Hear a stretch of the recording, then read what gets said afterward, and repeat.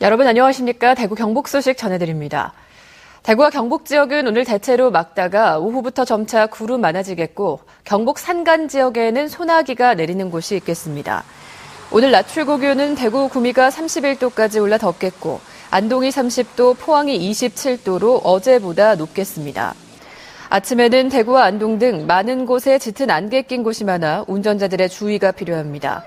오후에는 경북 북부 지역을 중심으로 5mm 안팎의 소나기가 내리는 곳이 있겠습니다. 내일은 구름 많이 낀 가운데 낮 최고 기온은 대구가 32도, 포항이 29도 등으로 오늘보다 1, 2도 정도 더 오르겠습니다.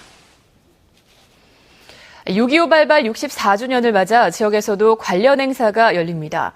대구시는 오늘 오전 대구문화예술회관에서 각급 기관단체장과 참전용사, 보훈가족 등이 참석한 가운데 6.25 기록물 상영과 국가유공자 증서전수, 참전용사 위로 음악극 등으로 진행되는 6.25 전쟁 64주년 기념 행사를 엽니다.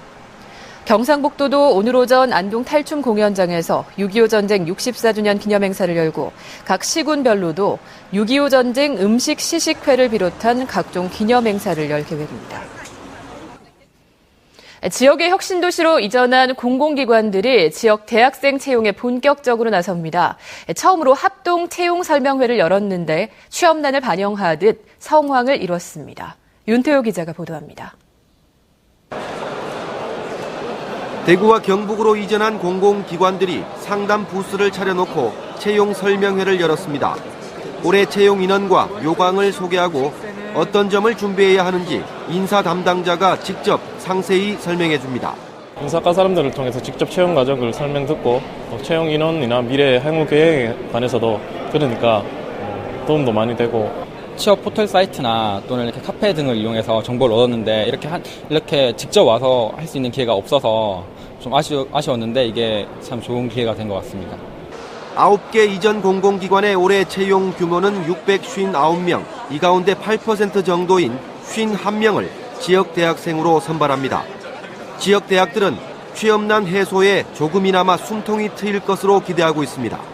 지역 발전의 보탬이라고 하는 것이고 또 지역민들이 느끼는 지역 발전이라는 건 역시 지역의 대학을 졸업한 학생들이 잘 취직하는 거 이게 최고라고 생각합니다. 공공기관하고 우리 지역 젊은이들에게 연결해 취업한다는 건 정말 좋은 일이고요. 공공기관이 그야말로 서울에서 온 그런 기관이 아니고 우리 지역 기관이구나 이런 인식을 시켜주고. 합동 채용 설명회에 참가한 지역의 14개 대학과 9개 공공기관은 일회성 행사가 아닌 내실 있는 행사로 정착시키기 위해 양해각서를 체결했습니다. MBC 뉴스 윤태호입니다. 안동의 종택과 고택의 안주인들이 협동조합을 설립했습니다. 개별적으로 이뤄지던 고택 숙박 서비스를 넘어서 앞으로 전문 쇼핑몰도 개설할 계획이라고 하는데 농가 내림 음식도 상품화합니다. 이정희 기자가 보도합니다. 퇴계 항맥을 이은 정재류 치명 선생의 300여 년 된 종택. 사랑채를 비롯해 6개 방을 일반인에게 개방해 숙박 체험을 운영하고 있습니다. 집안 대소사의 제사까지 종부로서의 소임에다 고택 숙박 서비스까지 힘에 붙일 때가 많습니다. 함께 얘기도 나누고 차도 마시고 또 이렇게 집 구경도 하고 이러기를 바라는데 제사날 되면 진짜 제사 차려야 되고 등등 내 소임이 너무 많으니까. 전주 류씨 문중의 수혜당, 한옥 숙박으로 꽤 이름난 고택이지만 전통 문화를 제대로 알리기에는 한계를 느낍니다.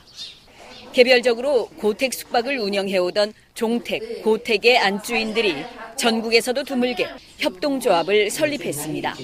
브랜드는 함께 한다는 의미의 서로가 고택 숙박과 함께 집안 내림 음식인 한과, 약과, 된장, 간장, 식초 등을 상품화하고 있습니다.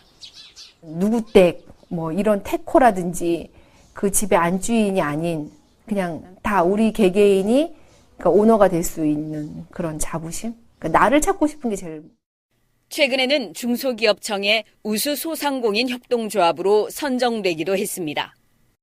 고택협동조합은 조만간 쇼핑몰도 개설해서 손맛 알리기에 본격적으로 나설 계획입니다. 종택과 고택에서 일상적으로 지켜오던 고유 문화나 음식을 새로운 유통 방식인 협동조합 시스템을 도입해 양질의 서비스를 제공한다는 점에서 전통문화 대중화의 또 다른 계기가 될 전망입니다. MBC 뉴스 이정희입니다. 대구 수성구가 쓰레기 불법 투기를 막기 위해서 스마트 경고판 23대를 설치하기로 했습니다.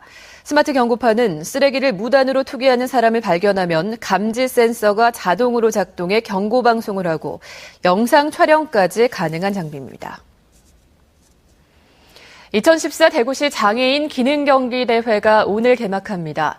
고용노동부 주최 한국장애인고용안정협회 대구시지부 등이 주관한 이번 대회는 한국폴리텍대학 대구 캠퍼스와 대구공업대 등 대구 지역의 6개 경기장에서 180여 명의 선수가 컴퓨터 활용 능력과 컴퓨터 수리, 전자기기 워드 프로세서, 전자출판 등 23개 직종에서 기량을 겨룹니다.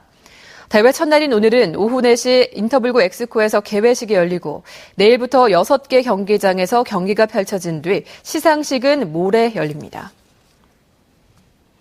경주시는 관내 4개 해수욕장을 다음 달 11일부터 개장해서 운영하기로 했습니다. 경주시는 7년 연속 사고 없는 해수욕장이 되도록 안전요원을 26명으로 확대하고 간호요원 5명을 추가로 배치하기로 했으며 인명 구조를 위해서 속도가 빠른 수상 오토바이를 배치하기로 했습니다. 경주 보문관광단지 중심 상가시설이 민간에 매각될 가능성이 높은 것으로 전망됩니다. 경상북도 관광공사에 따르면 보문단지 내 야외 공연장과 상가 건물 등 중심 상가 지역 26,500여 제곱미터터를 매각하기 위한 입찰 공고 결과 서울의 한 제조업체가 등록했다고 밝혔습니다.